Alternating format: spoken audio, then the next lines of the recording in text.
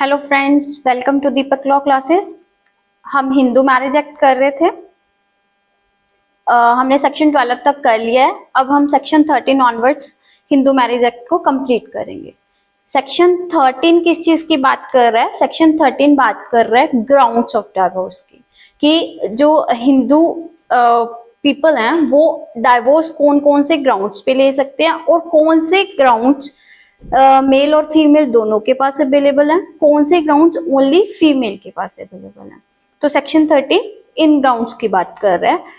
Any marriage solemnized whether before or after the commencement of this act may on a petition presented by either the husband or the wife be dissolved by a decree of divorce on the ground that the other party। ठीक है, तो अब यहाँ पे हमने क्या देखना है कि ये either the husband or the wife की बात कर रहा है। That means कि हस्बैंड के पास भी राइट है सेक्शन 13 में और वाइफ के पास भी राइट है। ठीक है, सॉरी,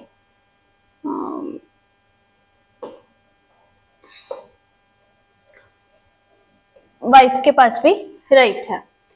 अब ग्राउंड कौन कौन से हैं?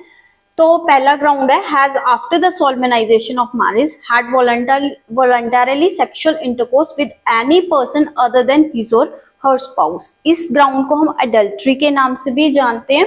तो यहाँ ये जो राइट है ये मेल और फीमेल दोनों के पास है। तो अगर मैरिज के बाद कोई भी पर्सन अपने स्पाउस को चीट करते हुए एडल्ट्री कमिट करता है तो सामने वाली पार्टी इस ग्राउंड पे डाइवोर्स क्लेम कर सकती है। और दूसरा ग्राउंड है has after the solemnization of marriage treated the petitioner with cruelty. तो अब ये क्रुएलिटी का ग्राउंड है, लेकिन क्रुएलिटी क्या है, किस चीज को हम क्रुएलिटी कंसीडर करेंगे, ये हिंदू मैरिज एक्ट में नहीं डिफाइंड है। तो cruelty case to case vary कर सकती है। कोई पर्सन सेंसिटिव होते हैं, ओवर सेंसिटिव होते हैं, तो उनके लिए क्रुएलिटी का मीनिंग अलग होगा। और मतलब जो पर्सन टू पर्सन क्रुएलिटी की डेफिनेशन वेरी कर सकती है, ये पहली चीज तो ये। और जो क्रुएलिटी है वो मेंटल भी हो सकती है, वो फिजिकल भी हो सकती है। जरूरी नहीं है कि हर जगह पे मारपीट ही हो सकता है कई बार टॉन्ट्स वगैरह इस लेवल के होते हैं कि वो भी क्रुएलिटी कंसीडर की जा सकती है। लेकिन इसमें जो general wear and tear of life है, मतलब कि जर्नली लाइफ में हमने नॉर्मली कुछ कह दिया, हम सामने वाला पर्सन उसको भी कंसीडर कर लेगी ये तो मेरे प्रति क्रुएलिटी हो रही है, ऐसा नहीं होगा। तो क्रुएलिटी बट फिर भी ये केस टू केस डिपेंड करेगी। Has deserted the petitioner for a continuous period of not less than 2 years immediately preceding the presentation of petition। तो इसमें क्या है कि एक पर्सन ने पिटिशनर को डिजर्ट कर दिया होना चाहिए। डिजर्ट मैंने छोड़ दिया होना चाहिए। कितने टाइम के लिए? 2 years, continuous period of 2 years। कब से कब तक? मतलब जिस दिन पिटिशनर पिटिशन फाइल कर रहा है उसके 2 साल पहले कॉन्टिन्यूसली उसके स्पाउस ने उसको छोड़ दिया होना चाहिए, तो वो इस ग्राउंड पे डाइवोर्स क्लेम कर सकते हैं। अब डिजर्शन में हम इसमें बाद में एक्सप्लेनेशन ऐड की गई थी, ठीक है।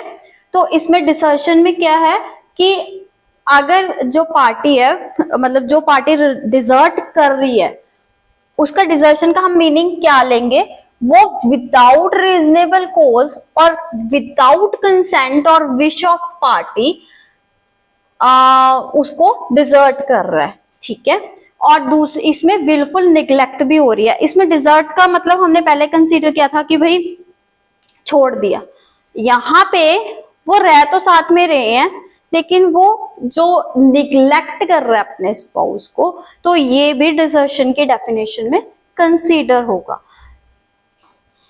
ठीक है। नेक्स्ट है इसमें he has ceased to be Hindu by conversion to another religion। अगर वो पर्सन हिंदू ही नहीं रहा, ठीक है, देन पिटिशनर के पास राइट है इस ग्राउंड पे डाइवोर्स क्लेम करने का। और या फिर has been incurably of unsound mind or has been suffering continuously or intermittently from mental disorder of such kind, and to the such extent that the petitioner cannot reasonably be expected to live with the respondent. अब यहाँ पे unsoundness of mind की बात हो रही है. हमने जो कंडीशंस ऑफ मैरिज की थी उसमें भी हमने मेंटल का इनकैपेसिटी की बात की थी. तो वहां पे जो रिस्पोंडेंट था वो ऑलरेडी ही क्या था, इनकैपेबल था. लेकिन यहाँ पे इन अनसाउंडनेस ऑफ माइंड ऐसा नहीं बात किया ना कि वो पहले से ही होनी चाहिए. तो ये हो सकता है बाद में भी हो, आफ्टर मैरिज भी हो. तो लेकिन जो अनसाउंडनेस ऑफ माइंड है वो इनक्योरेबल नेचर के होने चाहिए, या फिर वो ऐसे मेंटल डिसऑर्डर से अफेक्टेड होना चाहिए कि भाई किसी भी रीजनेबल पर्सन को हम एक्सपेक्ट नहीं कर सकते कि वो उस पर्सन के साथ रहेगा ही रहेगा. मतलब रिस्पोंडेंट के साथ हम पिटिशनर को एक्सपेक्ट नहीं कर सकते कि वो रह सकता है. तो ऐसे केस में वो पर्सन क्या क्लेम कर सकता है, डिवोर्स क्लेम कर सकता है. ठीक है. तो अब मेंटल डिसऑर्डर कैसे, कौन कौन सी किस्म की हो सकती है, वो मेंटल इलनेस भी हो सकती है, या उसका जो डेवलपमेंट ऑफ माइंड है वो इनकम्प्लीट है, या साइकोपैथिक डिसऑर्डर है, या सिजोफ्रेनिया है, कुछ भी, मतलब कुछ भी हो सकता है. ठीक है. या फिर कई बार क्या साइकोपैथिक डिसऑर्डर, हमने साइकोपैथिक डिसऑर्डर की बात की है, तो इसमें पार्टी हर टाइम पे ऐसा नहीं है कि वो साइको की तरह, वो कुछ इंटरवल्स में एग्रेसिव होती है, लेकिन उस टाइम पे जो उसकी एग्रेसिवनेस होती है वो ऐसी होती है कि वो सामने वाले पार्टी को कुछ भी नुकसान पहुंचा सकते. तो आप ऐसे पर्सन के साथ रीजनेबली एक्सपेक्ट नहीं कर सकते ना कि किसी को भी किसी टाइम कितना भी गुस्सा आ जाए और जब वो गुस्से में हो तो वो नुकसान पहुंचा दे.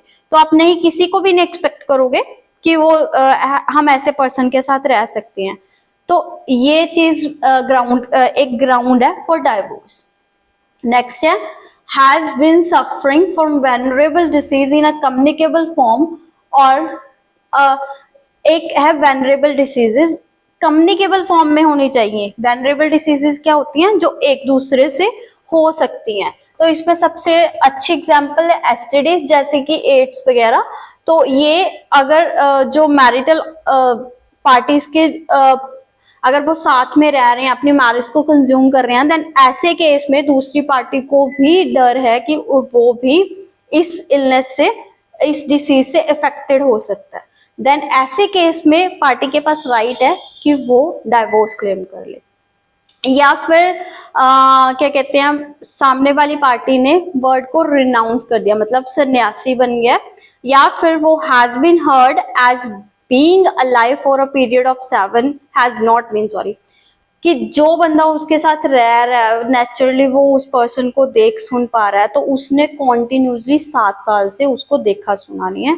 तो इस ग्राउंड पे वो पार्टी डाइवोर्स क्लेम कर सकती है कि इसको प्रिजम्पशन, जब हम एविडेंस पढ़ेंगे हम देखेंगे 108 में कि वहां पे प्रिजम्पशन टू डेथ है, कि अगर कोई बंदा नेचुरली उसको देख सुनता होता है, अगर हम जैसे फैमिली में रह रहे हैं, हमने 7 साल से कॉन्टिन्यूसली उस पर्सन के, उसके वेयर अबाउट्स नहीं पता, हमने उसको कभी सुना नहीं, कभी देखा नहीं, तो वहां पे ऑटोमेटिकली डाइवोर्स नहीं होता. प्रिजम्पशन ऑफ डेथ तो हम कंसीडर करते हैं. वहां पे वो पिटिशनर में कोर्ट में जाना है कि भाई ऐसे इस पर्सन पे प्रिजम्पशन ऑफ डेथ लगा के मुझे इससे डाइवोर्स ग्रांट करवा दिया जाए.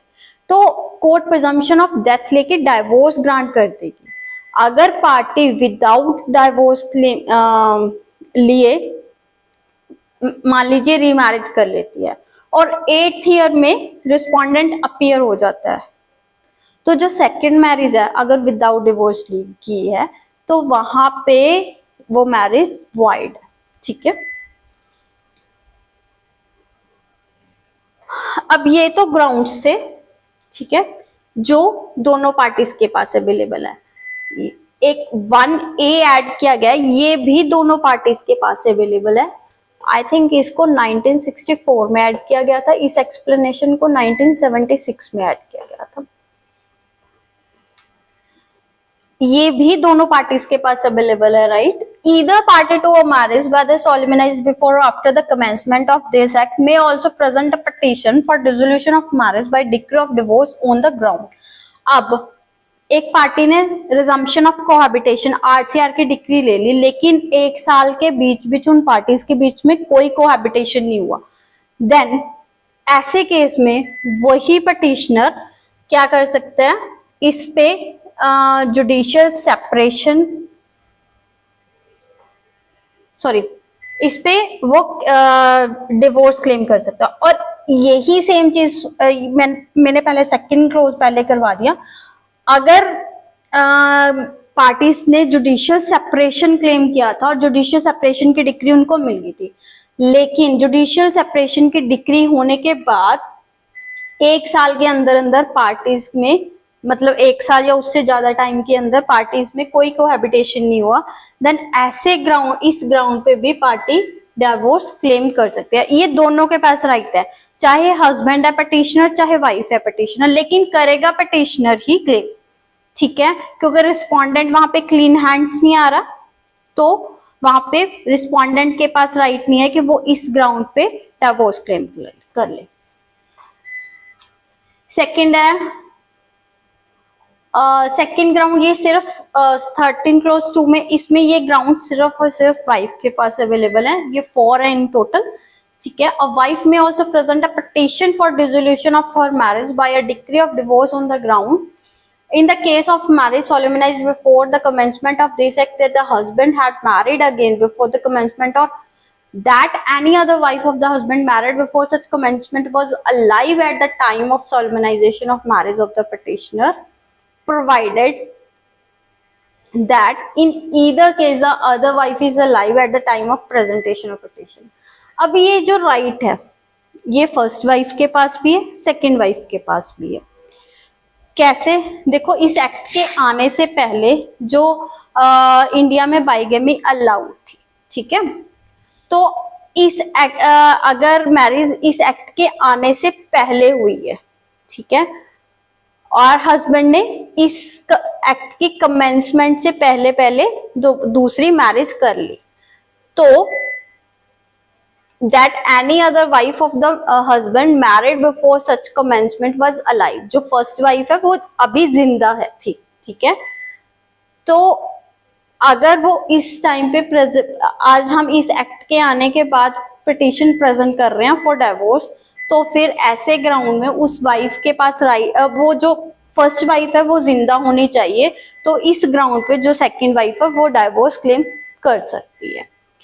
दूसरा क्या है, The husband has since the solemnization of marriage, ये since the solemnization of marriage है, ये during the, मतलब जब मैरिज सबसिस्ट कर रही है उस टाइम की बात है कि वो उस टाइम पे मैरिज जब सबसिस्ट कर रही है, वो हस्बैंड ने रेप कमिट किया हो या सोडोमी या बेस्टालिटी, तो इस ग्राउंड पे वाइफ डिवोर्स क्लेम कर सकती है।